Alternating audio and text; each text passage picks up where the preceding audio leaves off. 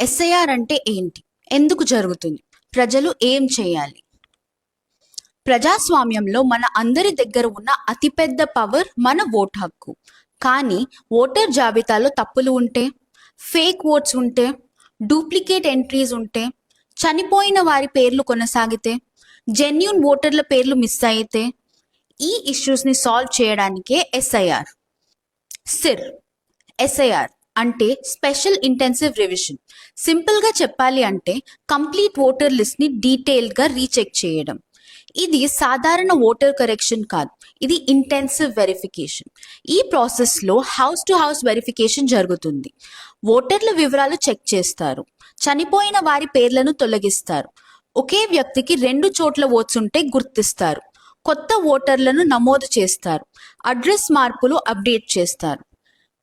SIR సమయంలో booth level officers అంటే BLOs ఇంటింటికి వచ్చి వివరాలు వెరిఫై చేస్తారు.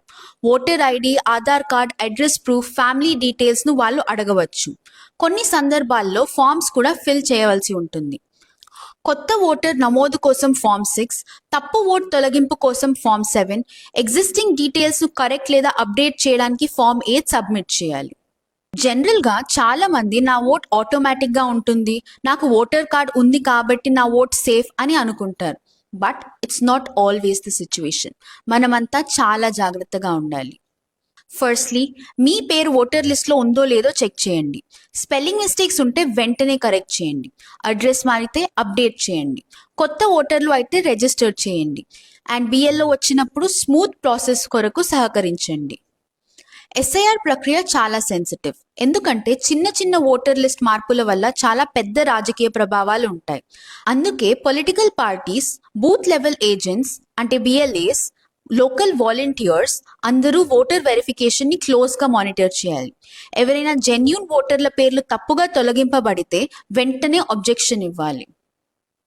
రైట్ టు ఓట్ అంటే కేవలం హక్కు కాదు, బాధ్యత కూడా. సరైన ఓటర్ జాబితా బలమైన ప్రజాస్వామ్యానికి పునాది. సో ఈ రోజే మీ పేరు ఓటర్ లిస్ట్లో చెక్ చేసి వెరిఫై చేయండి. రెస్పాన్సిబుల్ సిటిజన్గా ముందడుగు వేయండి. మీ ఓటే మీ భవిష్యత్తు.